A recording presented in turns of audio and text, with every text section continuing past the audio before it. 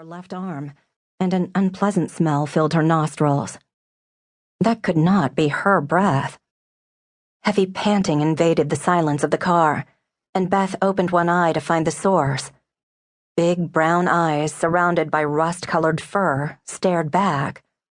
One ear flopped forward while a black tongue lolled to the side.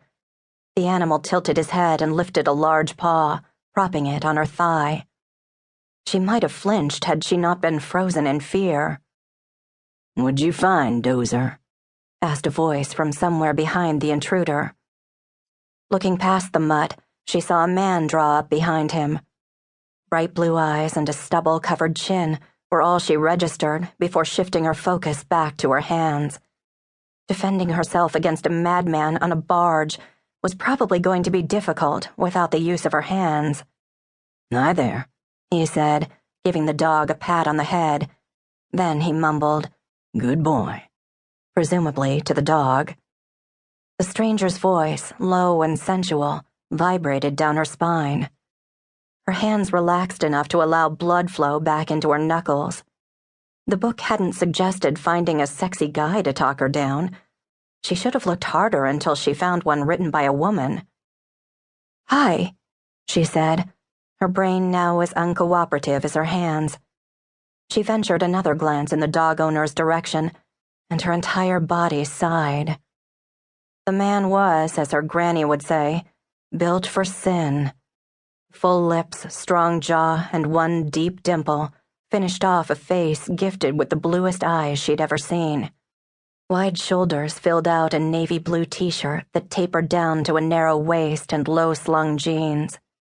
She couldn't see his feet behind the dog, but would bet her best business suit he sported work boots.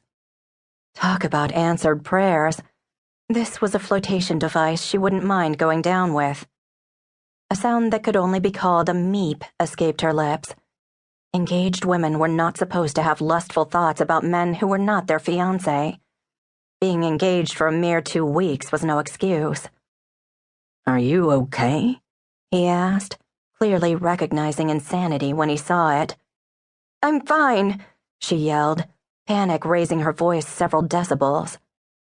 Though she wasn't sure if the panic was still over imminent death or her heightened hormone levels.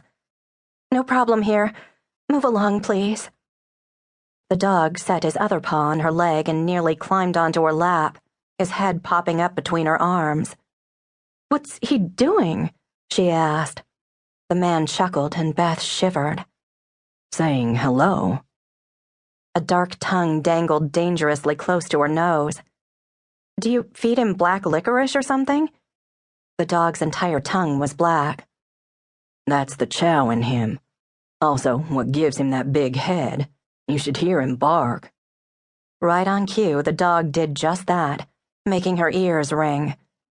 If she hadn't been staring into the face of a dog, Beth would swear a grizzly had climbed into her car. "You need a breath mint, bad." "You've scared her enough, Doze. Get off the pretty lady." As the dog backed out of the car, Beth tried to ignore the compliment, but felt a blush heat her cheeks. "This crossing takes a while," he said. "You could come out and walk around. Most people do." "People are walking around?" Fear momentarily trumped by amazement, Beth turned toward the stranger as far as the seatbelt and her grip on the wheel would allow. "How can people be taking a leisurely stroll as if we aren't all about to perish in the sea?" "Just trusting, I guess." The man smiled as he took a step back. Her libido tried to take a step forward. Seatbelts really were life-saving devices. "Not a fan of the ferry ride, huh?" Beth shook her head, embracing her right to remain silent. "If it makes you feel better, I've ridden this ferry 1,000 times with no problem." "I'm sure you have. I feel better now," she lied. The man needed to go away. She needed him to go away. "Right. We'll leave you alone then." He turned to leave, and Beth felt as if a lifeline were slipping away. "Wait!" Bright blue eyes turned back. "I'm still here." Bending down, he leaned an arm along the top of the car.